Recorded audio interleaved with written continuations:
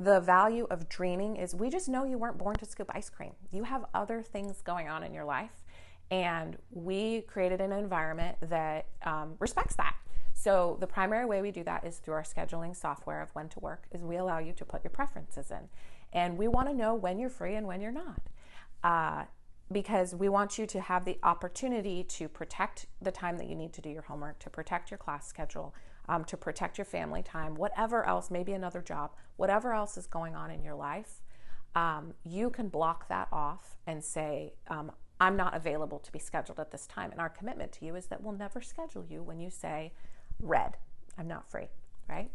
A little bit of the caveat to that is that if you say, if you're not available when we need people to work, you're not going to get very many hours. But we can say, hey, we respect your goals and your dreams, and so we're giving you that opportunity through this platform. The second caveat to that is that it has to be in by a certain time every week. And so your preferences have to be accurate for the following week before that schedule is published, because it is 100% your responsibility to show up for the shifts that you are assigned in the spaces where you say, hey, I am available to be scheduled. So that leads us into our value of belonging or family, right? You belong, I belong, we're part of something together.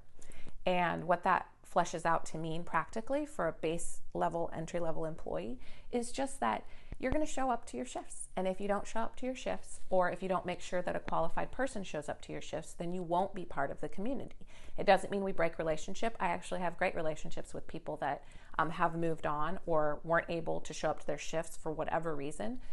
So it's not a breaking of relationship or condemnation, but it is just very clear policy that I will not continue to schedule somebody who has demonstrated thematically that they either don't understand our scheduling policies or that they're unable to show up for their commitments.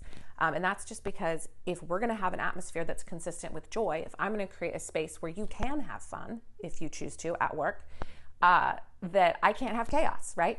So I'm not going to have you come in on your first shift that you're supposed to learn the ropes of how to function, and oh no, we need 6 people and only 3 of them showed up, and so you don't get trained properly. That's not fair to you. That would be an incredibly stressful situation to step into, and so we're going to do our best to avoid those kinds of situations by only scheduling people who have demonstrated that they understand our policies and have committed, they've committed to show up, and they are showing up. And that's why we have a slower onboarding process, right? So when you meet your hiring team, you guys are going to chat, you're going to get to know each other. And then if you all feel like it's a go, then we're going to start our onboarding process and get you in for a training. But you're not really hired until you've gotten through a couple shifts and we know for sure that you're a good fit for the team. And that's to protect you and us, because we would much rather be able to just have a little bit of space to get to know each other, get to know the job, and say, for you, is this something you really want? And for us, is this a good fit? Like, are you ready for a job? A lot of times we are people's first job. And so we feel like that's a courtesy to you as well, because sometimes people come in and they go, actually, this is too much for me. So that's a little bit about our core values. That's our core identities. It's the how of how we create enjoyment and choose to be a life-giving space.